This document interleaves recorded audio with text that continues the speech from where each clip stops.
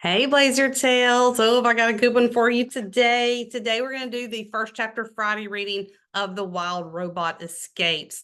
This is book two of, sorry, The Wild Robot. So this is book one, amazing book. Movie's coming out in September. This is book two, The Wild Robot Escapes. So what we're going to do is so you don't have to stare at me the whole time, I'm going to share my screen and you can look at the picture, the cover of the book and of Peter Brown. Hang on, so let me make it bigger. Okay, so there is The Wild Robot Escapes, and there's Peter Brown, the author. So, chapter one is called The City. Our story begins in a city with buildings and streets and bridges and parks. Humans were strolling, automobiles were driving, airships were flying, robots were hard at work. Weaving through the city streets was a delivery truck. The truck knew where to go and how to get there all by itself. It pulled up to a construction site and automatically unloaded some crates. A few more turns and it unloaded more crates down the dock. The truck zigged and zagged across the city, delivering crates as it went, and then it merged onto a highway. Let me show before I read anymore. Here's the picture we're looking at. So there's the little delivery truck right there. Cars and buses and trucks were cruising along the highway together. But as the delivery truck continued, the traffic became lighter, the buildings became smaller, and the landscape became greener.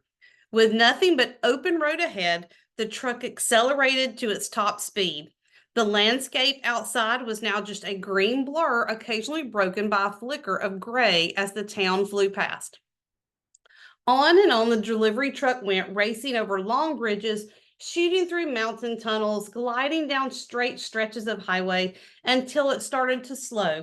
It drifted from the fast lane to the exit lane, and then it rolled down a ramp and into farm country. Clouds of dust billowed up behind the truck as it drove past fields and fences. In the hazy distance, enormous barns loomed above the plains.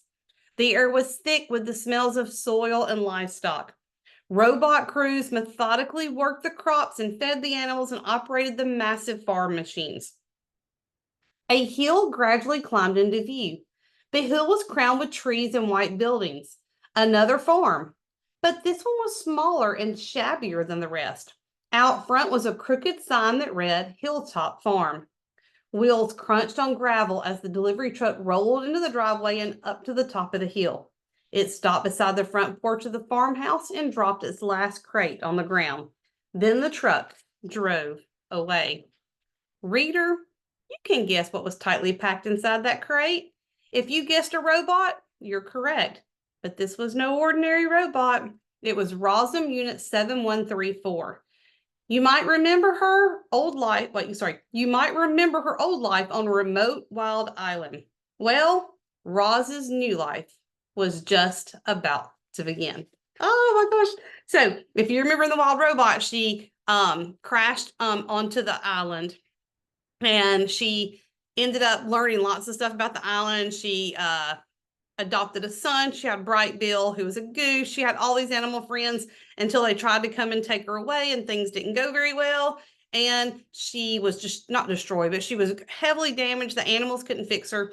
So they sent her back on the airship to be fixed. This is what happens to Roz after they fix her in the factory. Oh my gosh, this one's so good. Let me stop sharing real quick. Do not miss The Wild Robot Escapes. I'll see you in the next video, Blazer Tales.